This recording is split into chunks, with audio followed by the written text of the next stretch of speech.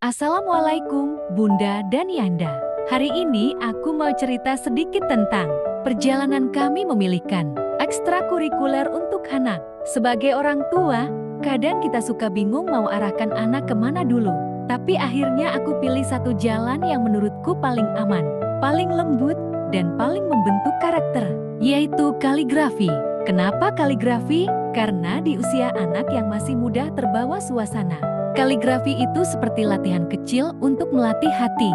Anak belajar pelan-pelan, garis demi garis, tidak boleh terburu-buru. Harus fokus, harus rapi, harus sabar.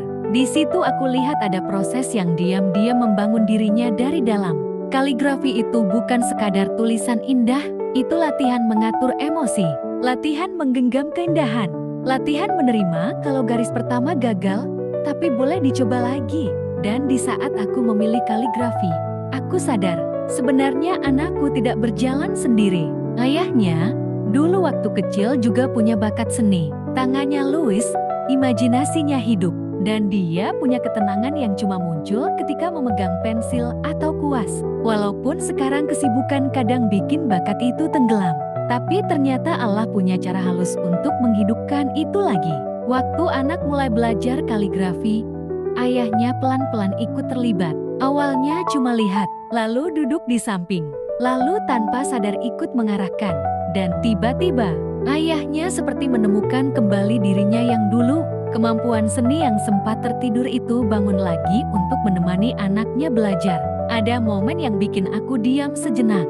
Saat ayah dan anak duduk berdampingan, kepala mereka sama-sama menunduk, memperhatikan garis halus itu.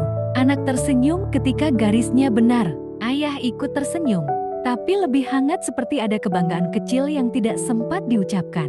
Dan aku melihat, bukan cuma kaligrafi yang sedang mereka pelajari, tapi kedekatan. Kedekatan yang tumbuh tanpa paksaan. Kedekatan yang hadir dari hal-hal sederhana. Selembar kertas, sebuah pulpen, dan waktu yang tidak buru-buru.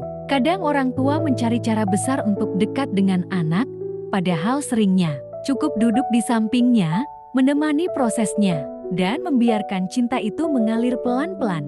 Hari ini kami belajar bahwa memilih ekstrakurikuler bukan tentang ikut tren atau ikut teman, tapi tentang apa yang bisa membentuk hati anak, dan apa yang bisa mempertemukan kembali sisi terbaik dari orang tuanya. Semoga perjalanan kecil ini membawa kebaikan untuk keluarga kami, dan mungkin juga untuk keluarga lain yang mendengarkan. Wassalamualaikum.